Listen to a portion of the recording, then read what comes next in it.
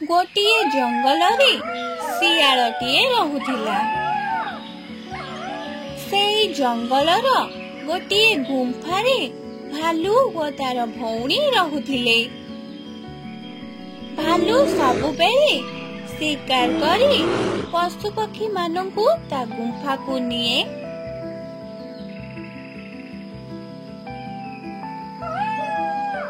अरे ए भालू कोठू सब बेले शिकार करी आणुची।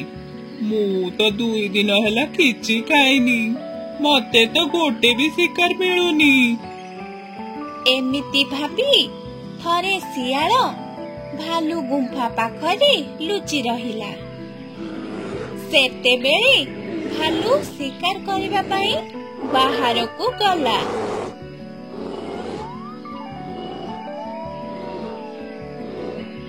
भालूर पीछा करे देखे कोठू से सब बेले शिकार पाउची। शियाल भोकिला थिला। से भालूर पछरे लुचि लुचि गला। भालू पछरे किए आसुथिबार शब्द सुनिला। से जानी पारिला किए ताकू पीछा करूछि बोली। से कहिला, किए मते पीछा करूछ? आगो को आस। किए किए तमे? एमिति सुनी शियालटी डरी गला। आउ से किछि कहला नहीं। से गोटिए गछ पाखरे लुचि रहिला। भालू लुचिथिबा शियालर गोड़ देखिनेला। आउ कहिला, जिए भी पीछा करूछ एठू पळाओ, नहेले तमकू मो गुंफा को नहीं खाइबी। दौड़ी पळाए, भालू नहेले मते मारी खाई देबो। किछि दिन परे बहुत जोरे वर्षा हैला। दिन परे दिन एमिति 1 मास धरी वर्षा लगी रहिला। शियालटी वर्षारे बाहर को जाए नहीं। से किछि खाई नथिला, भोकिला थिला। से सबु बेले भालू ता गुंफा को खाद्य नहीं जाउथुबार देखे। किंतु से डररे गुंफा पाखकू खाद्य पाई जाई पारे नहीं।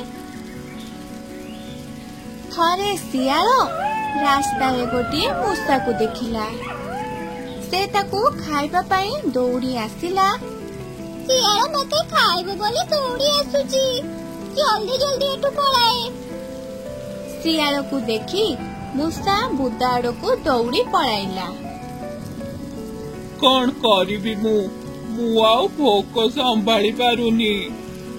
एही वर्षा रे खाद्य पाई कुआडे जीबी।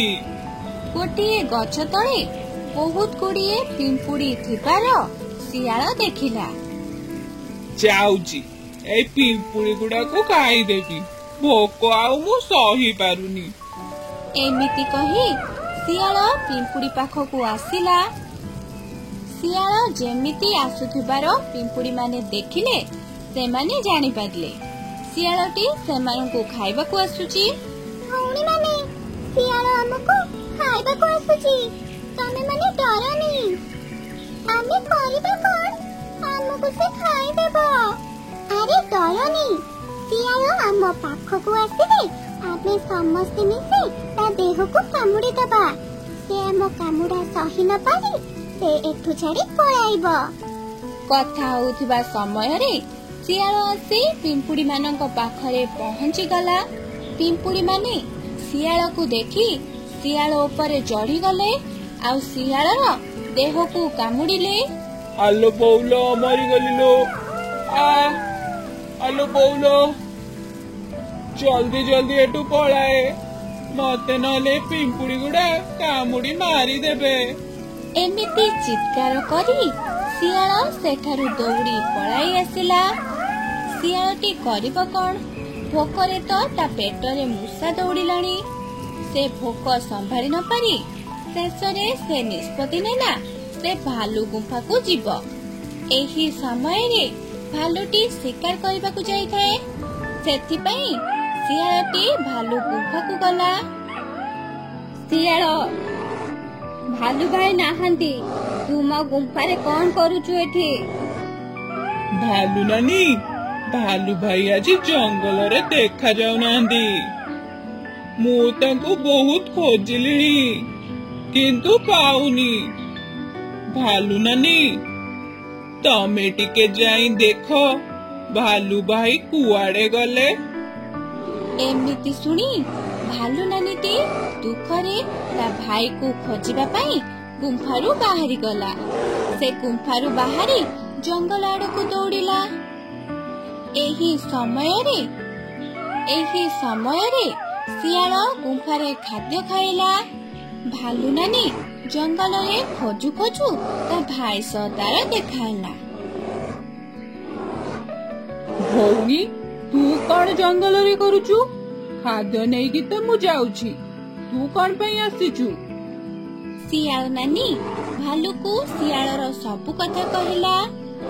ଭାଲୁଟି ଶିଆଳର ମିଛ ଜାଣିପାରିଲା ଆଉ କହିଲା, ଶିଆଳ ଖାଦ୍ୟ ପାଇଁ ମୋ ପିଛା କରୁଥିଲା। ବୋଧେ ସେ ମୋ ଗୁମ୍ଫାକୁ ଖାଦ୍ୟ ପାଇଁ ଯାଇଛି। ଆଜି ମୁଁ ତାକୁ ନିଶ୍ଚୟ ଖାଇବି। ଏମିତି କହି ଭାଲୁ ଭାଇଟି ଗୁମ୍ଫା ଆଡକୁ ଦୌଡ଼ିଲା। ତା ପଛରେ ଭାଲୁ ନାନୀ ବି ଗୁମ୍ଫା ଆଡକୁ ଦୌଡ଼ିଲେ।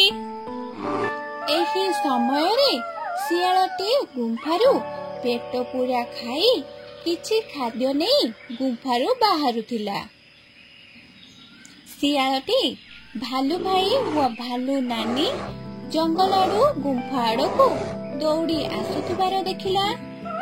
ସେ ଡରିଗଲା ଆଉ ଜଙ୍ଗଲର ଅନ୍ୟ ଆଡକୁ ଦୌଡ଼ିଲା। ଭାଲୁ ଭାଇ